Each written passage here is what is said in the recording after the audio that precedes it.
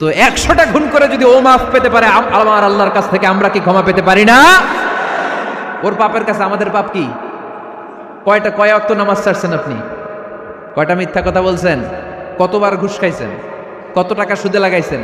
কত অন্যায় করছেন? কত জুলুম করেছেন? মনে রাখবেন, আপনার পাপ, আপনার অন্যায়, আপনার জুলুম যত বড় হোক না কেন, আমার আল্লাহর দয়া তার চাইতেও বড়। মানুষের আছে যত বেশি, তার চাই তত বেশি। শেখ সাদি রহিমাহুল্লাহ, ইরানের বিখ্যাত কবি, বালাগাল উলা বিকামালিহি কাশাফাদ দুজা বিজামালিহি, এই কবিতা লিখে বিখ্যাত হয়েছিলেন। তো ওনার একটা সময়ে আর্থিক দৈন্যতা যাচ্ছিল, টাকা পয়সা ছিল না, ফলে পায়ে দেওয়ার মতো জুতা ছিল না। কি ছিল না? জুতা ছিল না। তো খুব আফসোস করে একদিন মনে মনে আল্লাহরে বলে, আল্লাহ, আমি এত বড় কবি, আমার পায়ে দেওয়ার মতো জুতা নাই। আহা! আফসোস করে ঘর থেকে বের হয়েছে। বের হয়ে দেখে এক ভিক্ষুক ভিক্ষা করে। ওই ভিক্ষুকের দুইটা পাই নাই। ভিক্ষুকের দুইটা, আর কবি সাহেবের কি নাই? জুতা নাই। কবি সাহেব যখন এই দৃশ্য দেখছে, হায় রে, আমার তো পা আছে, এর তো পাই নাই, সেজদায় পড়ে গেল। আর আল্লাহরে বলে, আল্লাহ শুকর আলহামদুলিল্লাহ, বেশ ভালো আছি, আর কিছু লাগবে না। এজন্য শান্তি হচ্ছে শুকর আলহামদুলিল্লাহর ভিতরে। শান্তি কিসের ভিতরে? শুকর আলহামদুলিল্লাহর ভিতরে। এজন্য আওয়াজ করে পড়েন আলহামদুলিল্লাহ। আপনার চাহিদার কোনোদিন শেষ হবে না। দেখবেন যার পা নাই, সে পা দেখে আফসোস করে, ইস, লোকটা হেঁটে যায়, কি সুন্দর যায়, আমি তো হাঁটতে পারি না, যদি হাঁটতে পারতাম, যদি দুইটা পা থাকতো। যার পা আছে, সে সাইকেলওয়ালাদেরকে দেখে আফসোস করে, ইস, আমার যদি একটা সাইকেল থাকতো তাহলে তার হাঁটা লাগতো না, সাইকেল দিয়ে বাজারে যেতাম। যার সাইকেল আছে, সে আবার হুন্ডাওয়ালাদেরকে দেখে আফসোস করে, ইস, একটা হুন্ডা যদি থাকতো তাহলে তো ভোঁ ভোঁ করা যাইতো না। হুন্ডাওয়ালারও আফসোস আছে প্রাইভেট কারওয়ালাদের দেখে, তারা আফসোস করে, ইস, আমার যদি একটা কার থাকতো তাহলে তো কার চালাইতে পারতাম। যাদের প্রাইভেট কার, এদেরও আফসোস আছে, ইস, আমার যদি একটা হেলিকপ্টার যদি থাকতো তাহলে তো উড়াল মারতে পারতাম, ঠিক না? হেলিকপ্টারওয়ালাদেরও আফসোস আছে, আমার যদি একটা জেট প্লেন থাকতো, jet plane, private jet plane, prince Walid bin তালালের মতো 70% মেড অফ গোল্ড, তার একটা জেট প্লেন আছে, এটার 70% স্বর্ণ দিয়ে বানানো। তার মানে চাওয়ার কোনো শেষ আছে? নাই। সুখ শান্তি যদি চান, অলওয়েজ পড়বেন আলহামদুলিল্লাহ। কে পড়বেন? টাকা যার বেশি, টেনশন তার বেশি। সাধারণত টাকা যার বেশি, রোগ তার বেশি। টাকা যার বেশি, শান্তি তার কম। আপনি খোঁজ নিয়ে দেখেন, 1000 কোটি টাকার মালিক, ঘরে শান্তি নাই। স্ত্রীর সাথে মনোমালিন্য, স্ত্রী যায় একদিকে, উনি যায় আরেকদিকে। পোলায় কই যায়, পোলায় নিজেও জানে না। মেয়ের অবস্থা খারাপ, আরেক ছেলের সাথে হাঁটে। তো এই হচ্ছে এদের লাইফস্টাইল। সবাই না, আল্লাহওয়ালা যারা, তারা ভিন্ন। রাতে এদের ঘুম হয় না, অনেকগুলো ঘুমের ট্যাবলেট খেয়ে ঘুমাতে হয়, ঘুম আসে না, ঘুম আসে না। কিন্তু রিক্সাওয়ালা, কুলিওয়ালা, দিনমজুর, এদের রোগবালাই আছে? কথা বলেন। খাওয়ার সমস্যা আছে, ঘুমের সমস্যা আছে, শুইলেই ঘুম আসে, যেখানে রাইত ওইখানেই কাই। ঘুমাইতে দেরি, নাক ডাকতে দেরি হয় না, ওর নাকের ডাকের আওয়াজে ট্রাকের ইঞ্জিনও ফেল। শান্তির ঘুম। এই জন্য সবসময় শান্তি খুঁজতে হবে। কি খুঁজবো? শান্তি দেওয়ার মালিককে। আল্লাহ, তুমি এই দেশটাকে শান্তিময় করো। আসুন আমরা সরাসরি কোরআন থেকে শুনি, কারণ কোরআন থেকে শুনলে বরকত বেশি না কম? আরো জোরে বলেন, বেশি না কম? এটা এমন একটা কিতাব, যে কিতাবে কোনো ভুল নাই। আছে? সন্দেহ আছে? সংশয় আছে? মুত্তাকিনদের জন্য এই বইটারে হেদায়েতের কিতাব করে নাজিল করলো কে? যালিকাল কিতাবু লা রাইবা ফি হুদাল লিল মুত্তাকিন। This is the book, the most authentic and original book in the world, whereof there is no doubt in it, and a guidance to those who are muttaqin. এটা এমন বই, যে বইয়ে কোনো ভুল নাই, কোনো সন্দেহ নাই, কোনো সংশয় নাই। মুত্তাকিনদের জন্য এই বইটারে হেদায়েতের কিতাব করে পাঠালো কে? আবার আল্লাহ বলেন, কিতাবুন আনজালনাহু ইলাইকা লিতুখরিজান নাসা মিনাজ-যুলুমাতি ইলান নূর। নবী হে, এই কিতাবকে আমি নাজিল করেছি অন্ধকারাচ্ছন্ন মানুষগুলোকে আলোর পথ দেখাতে, বামপন্থীগুলারে ডানপন্থী বানাতে, জাহান্নামীগুলারে জান্নাতি বানাতে। এই কিতাব যদি কেউ পড়ে, সে মানুষের মতো মানুষ হয়। ওই মানুষ কখনো অন্যায় করে না। এই কিতাব যে পড়ে এবং মানে, এই কিতাবের শিক্ষাকে যে নিজের মধ্যে ধারণ করে, সে কখনো মিথ্যা বলে না, মা বাবার সাথে বেয়াদবি করে না, ওই আলোকিত মানুষটা কখনো টেন্ডারবাজি করে না, চাঁদাবাজি করে না, দুর্নীতিতে চ্যাম্পিয়ন হয় না, ক্যাসিনো ব্যবসায় নামে না। এই কোরআন যারা বুকে ধারণ করে এরা কোনোদিন পেঁয়াজের দাম বাড়ায় না, জোরে বলেন ঠিক কিনা? এরা কখনো তাদের কোনো কাজে জনমানুষের ক্ষতি করে না, এরা সবসময় কল্যাণের পক্ষে, এরা মানবতার পক্ষে, এরাই হচ্ছে আলোকিত মানুষ, ঠিক কিনা? মানুষ হওয়া পৃথিবীতে বড় কঠিন। খালি চোখে যা দেখেন এগুলো মানুষ না, এগুলো জনসংখ্যা। এগুলো কি? এজন্য বলা হয় বাড়ছে জনসংখ্যা, কমছে মানুষ। বাড়তেছে কি, কমতেছে কি? মানুষ। গরুর পেট থেকে বেরোলেই ওটা গরু হয়ে যায়, ছাগলের পেট থেকে বেরোলেই ওটা ছাগল হয়ে যায়, মুরগির পেট থেকে বেরোলেই ওটা মুরগি। কিন্তু মানুষের পেট থেকে বেরোলেই ওটা মানুষ হয় না, ওটার মানুষ বানাইতে হয়, তাই না? আবার গরুকে কেউ কোনোদিন বলে না এই তুই গরুর মতো গরু হ, বলে? শরীয়তপুরে আপনারাও বলেন না? ছাগলরে কেউ কোনোদিন বলছে এই তুই ছাগলের মতো ছাগল হ, কিন্তু মানুষকে বলা হয় তুমি মানুষের মতো মানুষ হও। কোরআন পড়লে মানুষের মতো মানুষ হওয়া যায়, ঠিক কিনা? এই দুনিয়া এখন তো আর সেই দুনিয়া নাই, মানুষ নামের মানুষ আছে দুনিয়া বোঝাই, সেই মানুষের ভিড়ে আমার আসল মানুষ নাই, ঠিক কিনা?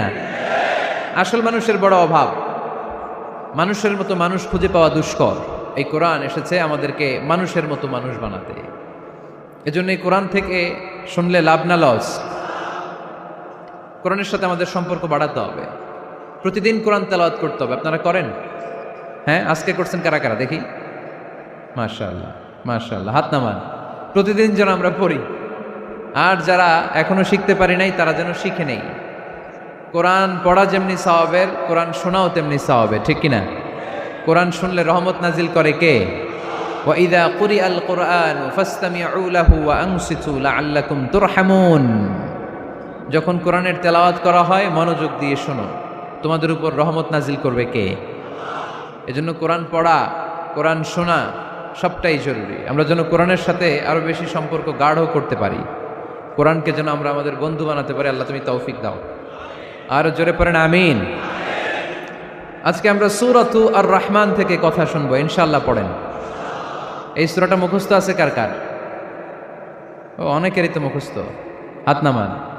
এই সূরাটা যদি মুখস্থ নাও থাকে, এই সূরার মধ্যে এমন একটা আয়াত আছে এইটা সবার মুখস্থ, ঠিক কিনা?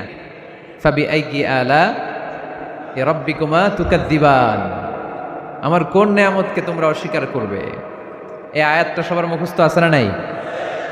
মজার ব্যাপার হলো এই আয়াতটা আল্লাহ তাআলা এই সূরার ভেতরে একবার, দুইবার, 5 বার, 10 বার নয়, 31 বার উল্লেখ করেছেন। কয়বার? 10 বার বললেও তো হইতো, 20 বার বললেও তো হতো, 31 বার বললেন কেন? তার মানে এটা জরুরি, এটার সিগনিফিক্যান্স, তাৎপর্য অনেক বেশি। যে জিনিস যত গুরুত্বপূর্ণ এটা বারবার বলতে হয়, ঠিক কিনা? এজন্য আল্লাহ তাআলা বারবার বলেছেন, বারবার আমাদেরকে সচেতন করেছেন। ফাবিআইয়ি আলাই রাব্বিকুমা তুকাদ্দিবান। আল্লাহ বলেছেন, এই মানব জাতি আর জিন জাতি, আমার কোন নিয়ামতকে তুই অস্বীকার করবি বল? কোন নিয়ামতকে অস্বীকার করবেন বলেন? আল্লাহর কোন নিয়ামতকে অস্বীকার করার কোন সুযোগ আছে? ওয়া ইন তাউদ্দু নি'মাতাল্লাহি লা তুহসুহা ইন্নাল ইনসানা লাযালুমুন কাফার। যদি আমার নিয়ামতগুলো গুনতে শুরু করে দাও, গুনতে গুনতে তোমার জীবন শেষ হয়ে যাবে, হায়াত ফুরিয়ে যাবে। আমি আল্লাহর নিয়ামত গুনে কশিনকালেও তোমরা শেষ করতে পারবে। সাগরের জল যদি কালি হয়ে যায়, গাছের পাতা যদি খাতা হয়ে যায়, সাগরের জল নামক কালি দিয়ে গাছের পাতা নামক খাতার উপরে যদি আল্লাহর প্রশংসা লিখতে শুরু করে দেন, আল্লাহ বলে গাছের পাতাও ফুরিয়ে যাবে, সাগরের জলও ফুরিয়ে যাবে, কিন্তু আমার প্রশংসা করে তোমরা শেষ করতে পারবে না। এজন্য আল্লাহর প্রশংসা করতে হবে বেশি বেশি নাকি কম কম? কম কম না বেশি বেশি? ফাবিআইয়ি আলাই রাব্বিকুমা তুকাদ্দিবান, আমার কোন নিয়ামতকে তোরা অস্বীকার করবি বল? O mankind and jinnkind, which of my mercy and blessings you wanna deny? আমার কোন নিয়ামতকে অস্বীকার করবি? অস্বীকার করার সুযোগ আছে? নাই।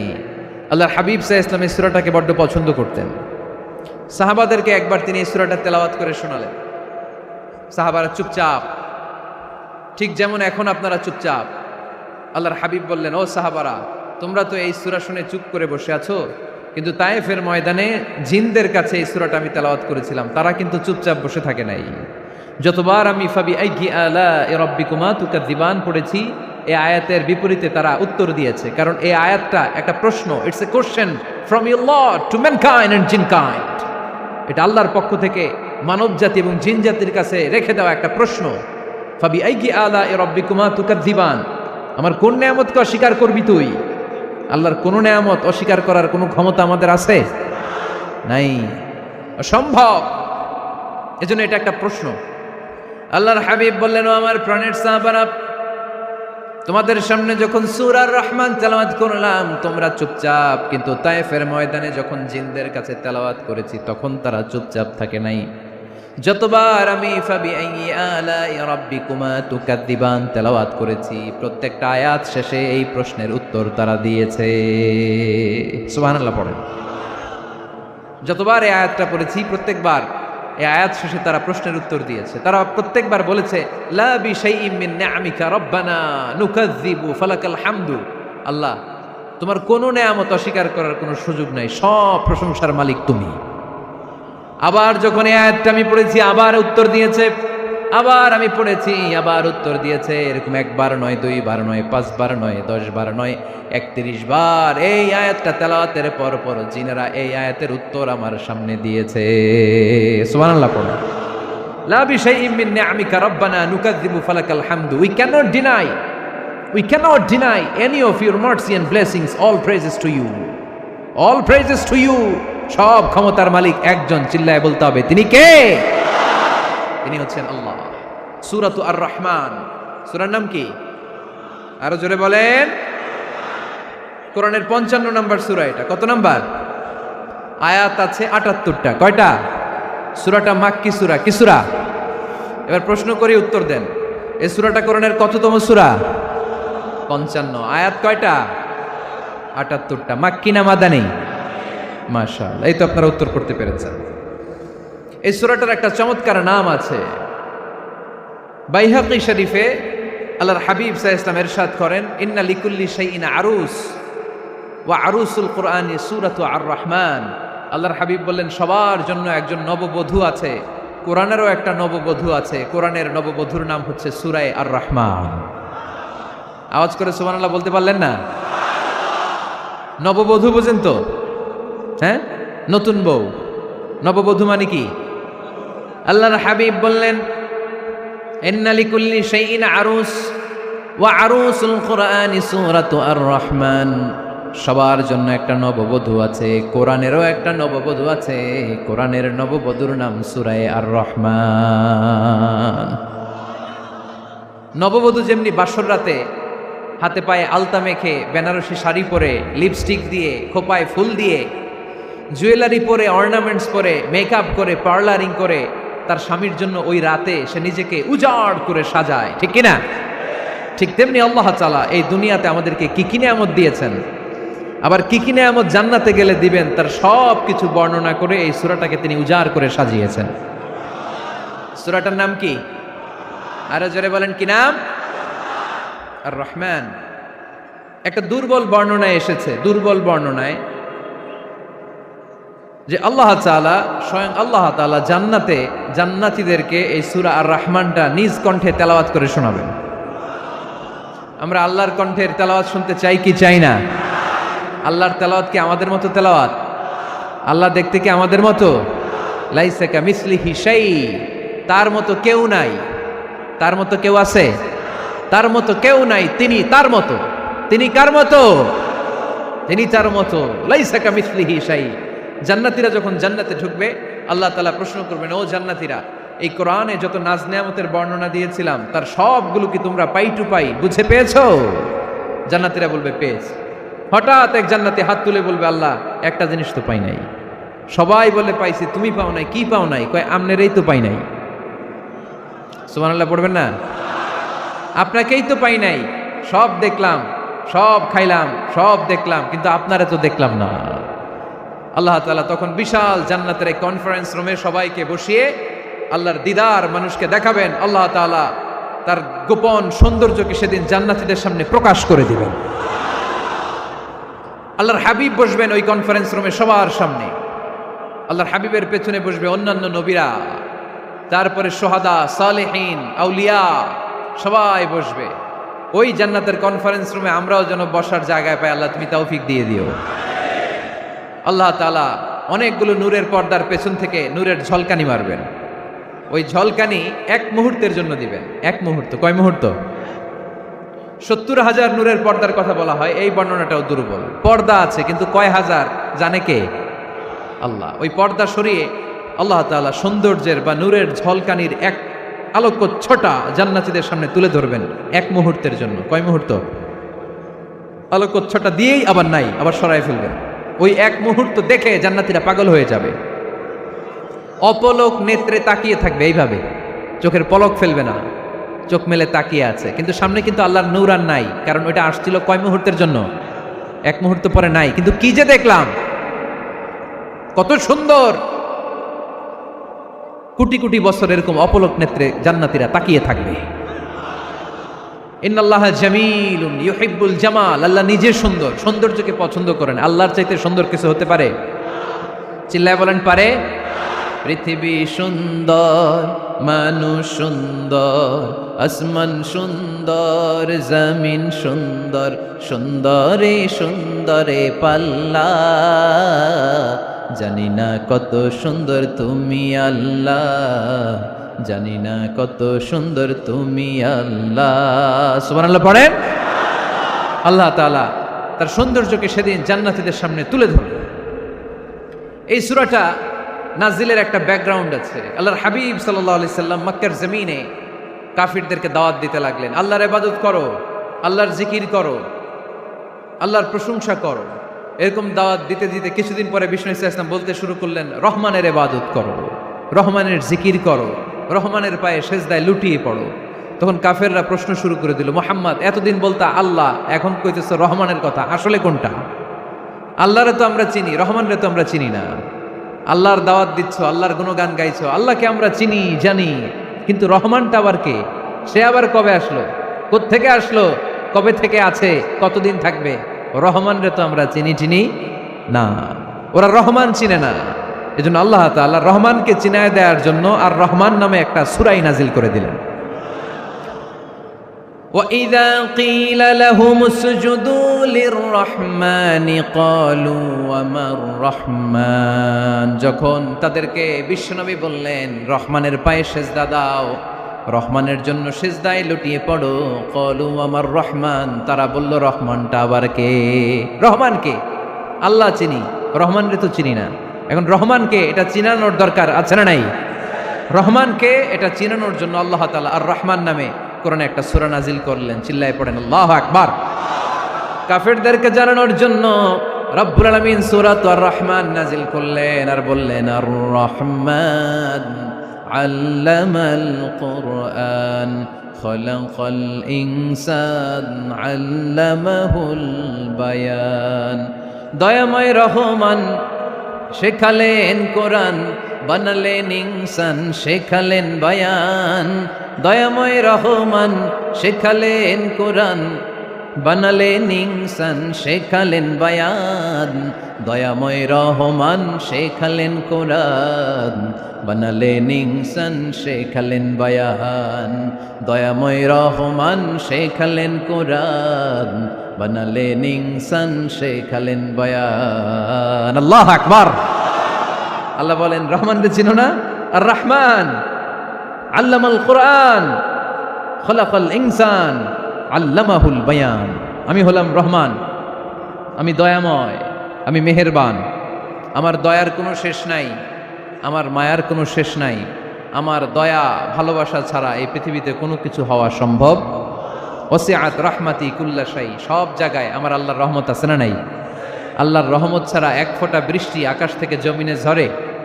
আল্লাহর রহমত ছাড়া একটা গাছের পাতা মাটিতে পড়ে? আল্লাহর রহমত ছাড়া একটা শ্বাস আমরা ভেতরে ঢুকাতে পারি? আল্লাহর রহমত ছাড়া পৃথিবীতে কিচ্ছু সম্ভব না। চিল্লায় বলেন ঠিক কি না? আমার আল্লাহর দয়া ভালোবাসা যে কত বেশি আমরা জানি না, আমরা জানি না। আরশের বুকে আল্লাহ বিশাল সাইনবোর্ডে লিখে রেখেছেন সাবাকাত রাহমাতি গাদাবি, সাবাকাত রাহমাতি গাদাবি। এর মানে হচ্ছে আমার রাগের উপরে আমার দয়া বিজয় লাভ করেছে। সাবাকাত রাহমাতি গাদাবি, আমার রাগও আছে, আল্লাহর রাগ আছে না, আমার দয়াও আছে, আল্লাহর দয়া আছে না। আল্লাহ বললেন আমার রাগও আছে আবার আমার দয়াও আছে, তবে জেনে রেখো আমার রাগের চেয়ে দয়া বেশি। আল্লাহর কোনটা বেশি? দয়া বেশি। আমাদের পাপ অন্যায় যত বড় হোক মনে রাখবেন আল্লাহর দয়া তার চাইতেও বড়। নাকি ছোট?